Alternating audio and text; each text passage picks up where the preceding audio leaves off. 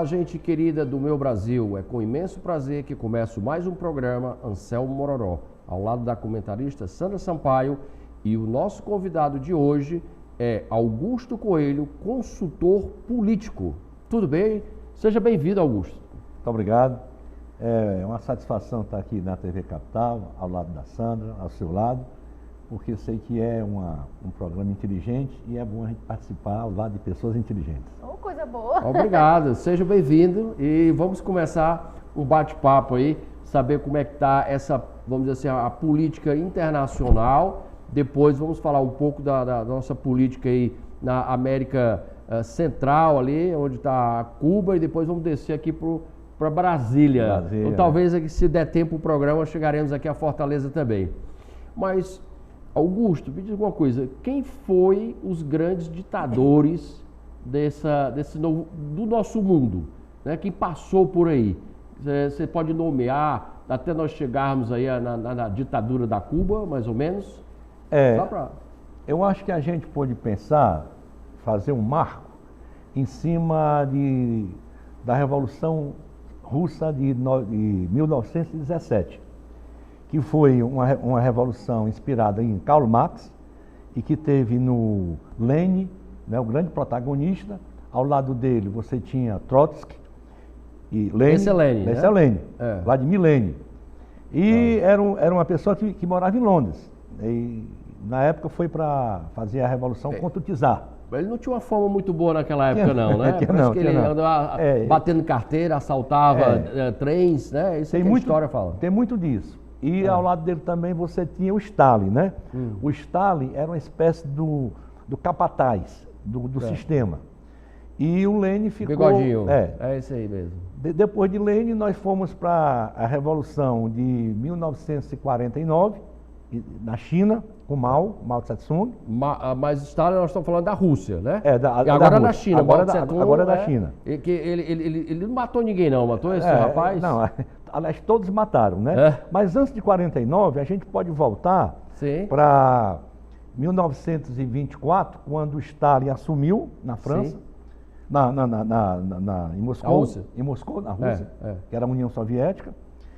E você teve também ao lado dele, né, nesse mesmo confronto, também como sanguinários, o Kaiser lá na Alemanha, né, o Hitler, Mussolini na Itália, e essas pessoas compuseram vamos dizer assim, esses eu não sei nem se eu uso o termo, me perdoe, esses desgraçados, esses malditos, foram as raízes né, do comunismo no mundo inteiro. Foram eles que disseminaram, né, o comunismo, que até hoje está maltratando, destruindo países e economias. Não é isso? Inclusive você teve o seguinte, o século XX foi quando o comunismo, que durou 70 anos na União Soviética, e o comunismo na União Soviética, ele disseminou por muitos países, né,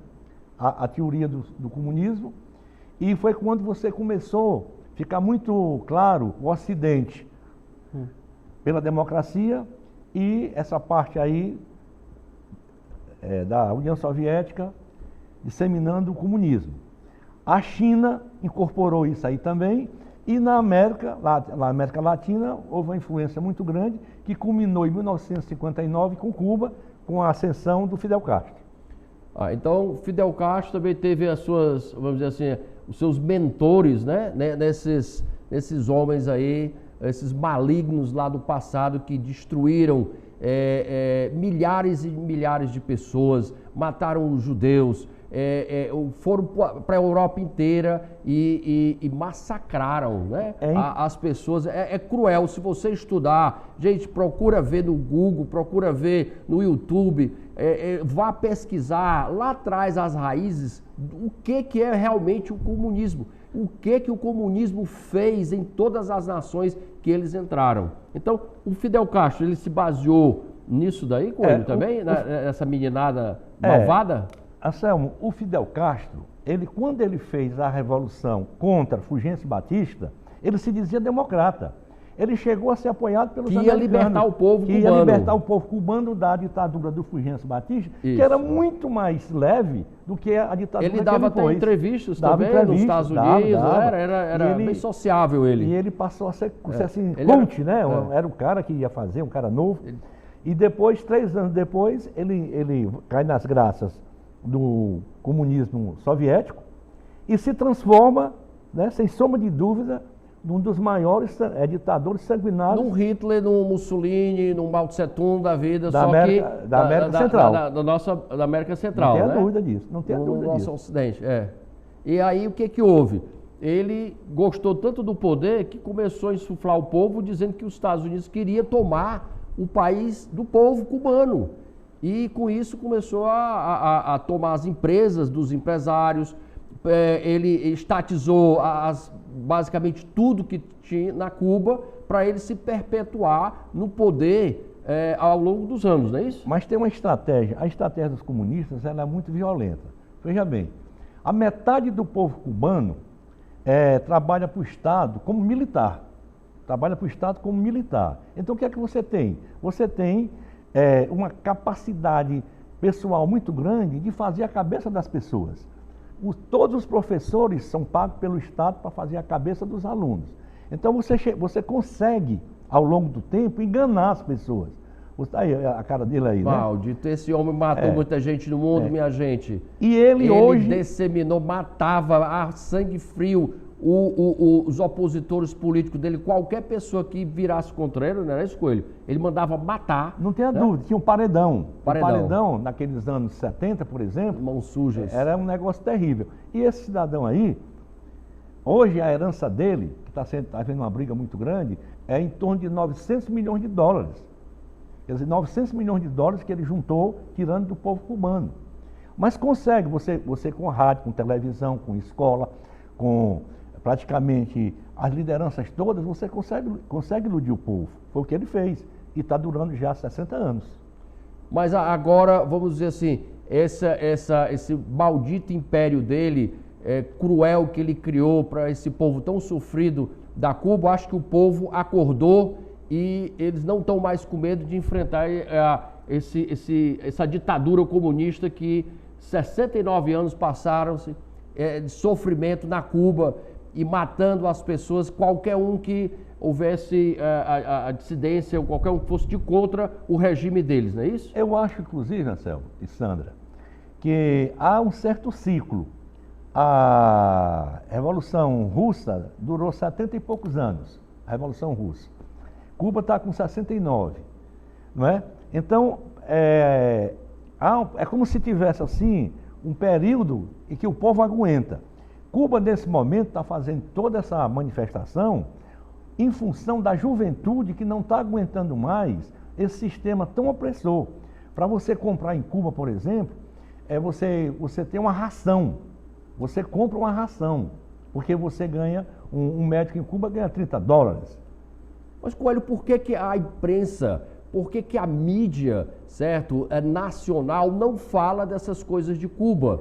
Que o salário de Cuba é 20 reais por mês, onde um médico ganha 40 reais por mês para sobreviver, e dizem que essa revolta agora do povo inteiro é uma pequena passeata. Inclusive, olha, por que a mídia nacional está dizendo isso? Não é uma pequena passeata, o basta, o chega para lá no comunismo e o povo agora quer ter o capitalismo, quer que as empresas entrem, que o povo ganhe o dinheiro. Explica para esse povo grande que está nos assistindo agora, Coelho. O detalhe é o seguinte, a imprensa brasileira, motivada por esses 20 anos que nós tivemos de esquerda no poder, eles se embelezaram com a esquerda como se isso fosse uma coisa interessante. Então, você ser esquerdista era charmoso. Aí a imprensa brasileira não fala de Cuba, não fala da Venezuela, não fala de outros países que também são Argentina, Bolívia, Honduras. Argentina que está se acabando. Honduras também, Guatemala. Então, o que é que aconteceu? O regime não se sustenta, porque o regime socialista não consegue se sustentar.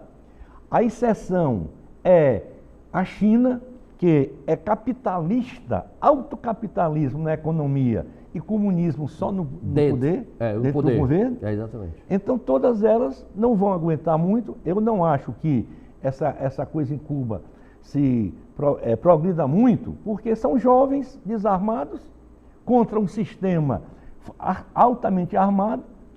A metade da população é militar, mas não deixa de ser uma grande manifestação histórica de um povo que está lutando por liberdade. Será que o nosso Brasil, nossas forças armadas não podia entrar? Presidente Bolsonaro, ajude Cuba, os outros países também, a Europa, se tiver alguém aí que seja capitalista, vamos ajudar esse povo que está sofrendo, estão sendo executados, matados, sofridos. Tem cubanos querendo fugir, sair correndo daquele inferno que é aquela ditadura. Sandra, o que você acha disso, Sandra? É muito triste, né, Anselmo? É uma ditadura.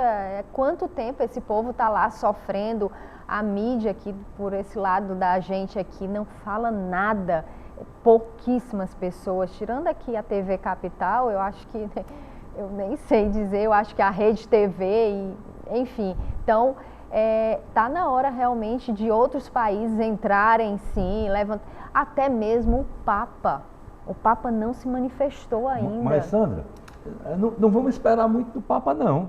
Esse Papa, ele é peronista, é um Papa extremamente de esquerda, é um Papa que está negando, inclusive, a tradição da Igreja Católica, e na questão aí de você ter uma interferência de um país no outro, Cuba faz parte da ONU, da Comissão de Direitos Humanos. Se qualquer país interferir na questão interna do outro país, a ONU vai dar o pulo. Alguns estão lhe ajudando, eles estão prendendo agora mesmo os padres que tem lá agora, hoje, estão prendendo, está lá nas redes sociais. E o que é que o Papa está dizendo? Né? Cadê o Papa? Calado. O Papa, cadê o senhor? Por que o senhor não vai salvar o povo da igreja, Cuba? Cadê as suas igrejas? É. Por que o senhor não interfere lá com a força que o senhor tem financeira? Papa Francisco, não é isso? É o Papa Francisco. Ele é argentino. É. Por que ele não defende a Argentina também, que está numa calamidade Está calado geral? também. O Papa é argentino e está calado em relação à Argentina. E está calado a gente. Está calado em relação à Argentina. Porque, olha, gente, a gente tem que entender. Às vezes, você que é católico, que respeita muito o Papa, que acredita no que ele diz, nem sempre o Papa, o líder maior, está de acordo com aquilo que a Bíblia prega. Por exemplo, esse Papa, ele veio para trabalhar pelo globalismo, pela nova ordem mundial. Essa que é a questão. Forte, viu? Mas nós podemos defender alguns padres que realmente não concordam com o Papa, porque eu vejo também alguns padres que estão pedindo que toda a comunidade religiosa, independente da sua congregação, a cristã no geral, né, Sandra? Que unam-se contra o comunismo nesse país maravilhoso, magnífico que é o Brasil, para não deixar, porque se eles entrarem, você que é líder, certo, de uma igreja, você que é o líder de uma congregação, você será executado e vão fechar suas igrejas. Então, gente, é um negócio tão delicado, tão sério, que só a ciência, o estudo, pode provar o perigo do que o nosso planeta está passando agora nessa, vamos dizer assim, essa nova ordem, né? Nova ordem do comunismo. E isso aí, nós estamos em que período do comunismo? Nós estamos dentro do idealismo, estamos dentro da normatização, ainda não, normatização, a desorganização ou a desmoralização? Eu acho que nós estamos na desorganização e na desmoralização. Veja bem, há todo um movimento mundial para acabar com a família. Porque é o seguinte, a família é o maior reduto que o cidadão tem para se defender do Estado. Porque a família agrega as pessoas. E a religião consegue preservar os valores. Se você quer acabar com o país, você acaba com os valores e acaba com a família. Então o que é que você vê hoje aqui mesmo no Brasil? É a banalização da religião, a banalização dos valores democráticos, valores religiosos, valores éticos, que estão sendo banalizados. E de certa maneira a família está indo assim para o espaço, em função de uma série de coisas que estão ocorrendo. Principalmente quando você vê nas escolas. Ora, agora mesmo você vê que o Papa e a ONU aceitou que você diga assim, não é o masculino nem é feminino. é o do meio. É o neutro. O neutro, onde é que existe isso? Onde é que existe? Onde é que existe isso? Se nós nascemos homem ou nascemos mulher.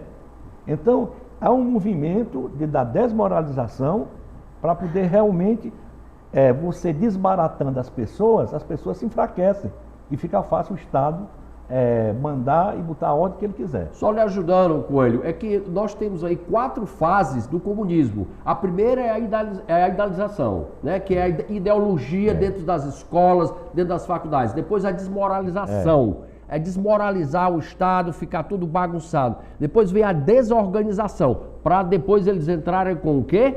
A normatização. É o militar chegando lá, atirando na cabeça de quem for de contra ao regime. Quem for de contra ao regime não vai ter nenhuma chance de ter canais de televisão, de ter Instagram. O que está acontecendo na Cuba? O que está acontecendo na Cuba, na Venezuela, na Argentina, não tem. O Brasil, brasileiros, nós temos exemplo. Nós chegamos a ser a última fronteira, né, desse comunismo chegar aqui na América Latina. Então, com um presidente forte, com as forças armadas, homens guerreiros e mulheres guerreiras, nós vamos vencer esse comunismo maldito que está impregnando toda a humanidade, que eles querem a destruição da família, dos princípios morais, religiosos, econômicos e financeiros, destruindo empresas, microempresas já estão quase todas falidas. E o que vai nos restar? A normatização. A normatização. E você vê o seguinte, anos atrás, houve um projeto de lei para regulamentar as mídias sociais. Ora, você pode dizer o que você quiser de acordo com a Constituição. Se você disser algo errado contra alguém ou contra a instituição, existem as leis para poder realmente verificar se você está falando errado.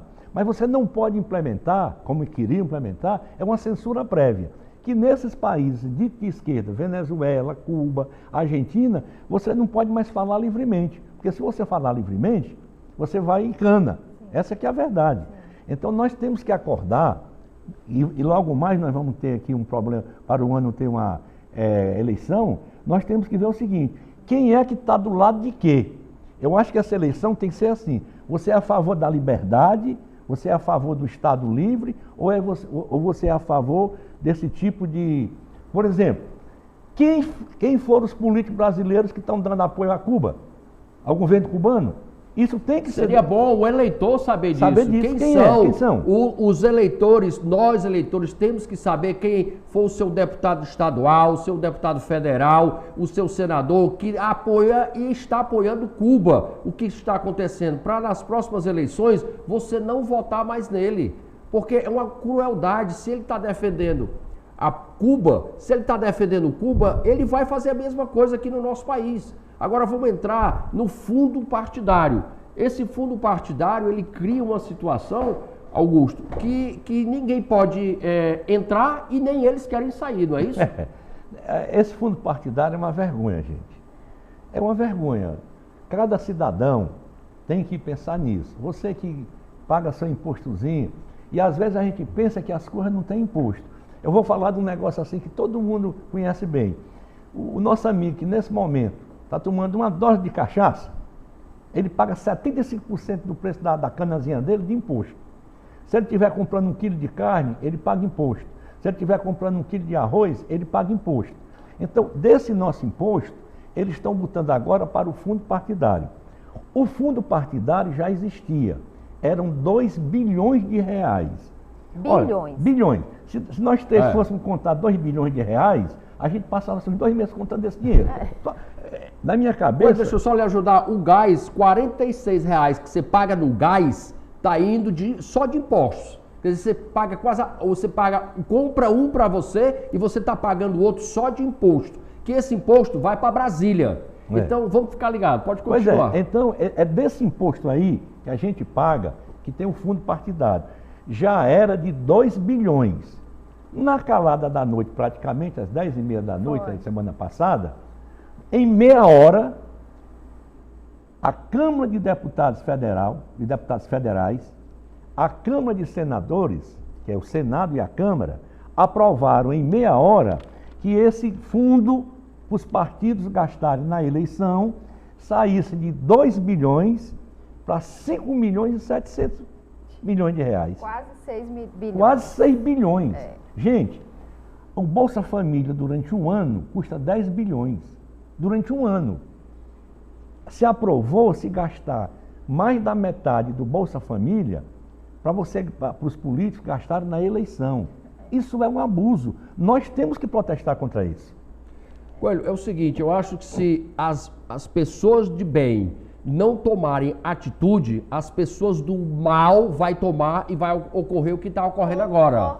Então, se você, certo, que é um eleitor, não se constranger, se revoltar, se manifestar contra esse fundo partidário, o celular que você usa, a sua energia, a água que você consome, o vestido, a sua internet, o seu vestuário, o seu supermercado, você que está aí, nós que vamos pagar essa conta lá. Quando eu falo em fundo partidário, eu não penso em dinheiro público, não. O dinheiro é nosso, juntando é que se transforma no dinheiro público. Mas o dinheiro sai do seu supermercado, da escola do seu filho, da gasolina, do pneu que você compra. Em tudo, o nosso salário é corroído para pagar impostos, para sustentar Brasília no glamour e na exuberância, né? dos estragos. Está parecendo assim Luís XV e Antonieta na época da França, o povo morrendo de fome, quase comendo animais, que na Cuba já não tem mais cachorro, porque comeram todos. Venezuela também. E a Venezuela está na mesma situação. E os nossos representantes, muito bem, obrigado, todo mundo rico. As empresas aí, aqui em Fortaleza, uma grande parte da micro e da média empresa falida, quebrada, taxas por aqui, ninguém aguenta mais de impostos e na calada da noite eu quero também fazer parte, eu quero agora fazer parte. Eu quero entrar na política e ganhar também isso aí. E você, cidadão, também tem que fazer. Não, o que nós temos que fazer é não deixar eles levarem o nosso dinheiro, Sandra. Não deixar eles levarem o nosso dinheiro. Porque o dinheiro não é deles, é nosso. Nós queremos esse dinheiro investido na sociedade, em escolas, na pavimentação, em indústria, financiar grandes empresas. Aqui dentro do Ceará não é financiar as empresas de fora vindo para cá, não. Para crescer e gerar impostos, emprego, para que o cearense e o brasileiro ganhem mais dinheiro e não pegar o dinheiro da nação e investir na Venezuela, em Moçambique, na Cuba, investir em Bogotá, investir na Venezuela. O dinheiro do governo federal é nosso, é o seu imposto que você paga, como você disse, Augusto, a cachaçinha, a sandália, o chinelo, o picolé, você que é um trabalhador, você que é um guerreiro, que está lutando em casa para ganhar 1 ou 2 salários, o seu salário, mais da metade do seu salário está se convertendo em impostos. Preste bem atenção. Olha, você que está nos ouvindo aí, a maioria dos municípios do Ceará e do Brasil não tem um tomógrafo. Milhares de pessoas morrem porque não tem como fazer uma tomografia. Com 6 bilhões de reais, a gente compraria, um tomógrafo custa 1 milhão de reais. 1 milhão, 1 milhão e 200. Nós compraríamos 5 mil tomógrafos no Brasil. E o Brasil tem 5.400 municípios. Então, muito dinheiro. Veja bem, com 6 bilhões, você botaria um tomógrafo em todos os municípios brasileiros. Isso é um absurdo. Augusto, o presidente vai vetar? Eles fizeram também uma coisa aí, meia brava para o presidente, porque é o seguinte. Aí, gente, nós temos que compreender. Vamos compreender bem isso aqui. Eu acredito que o presidente vai vetar. Por outro lado, um presidente da República, um governador e um prefeito, eles precisam dos deputados federais, o governador dos deputados estaduais e o prefeito dos vereadores.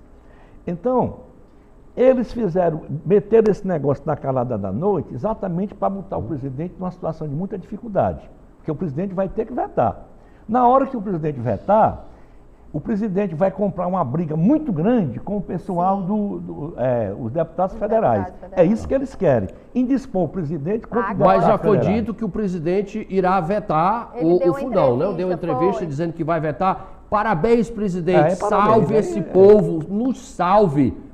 É uma covardia. Depois de uma pandemia dessa, as empresas, os funcionários, todo o assalariado prejudicado, porque olha quantas milhares de profissionais que ficaram desempregados, principalmente o pessoal de restaurantes, pessoal de shows, de música, né, Sandra? E agora vamos tirar o dinheiro para financiar a campanha política. Agora me vem uma coisa aqui, Anselmo, Augusto, Anselmo. Pois não.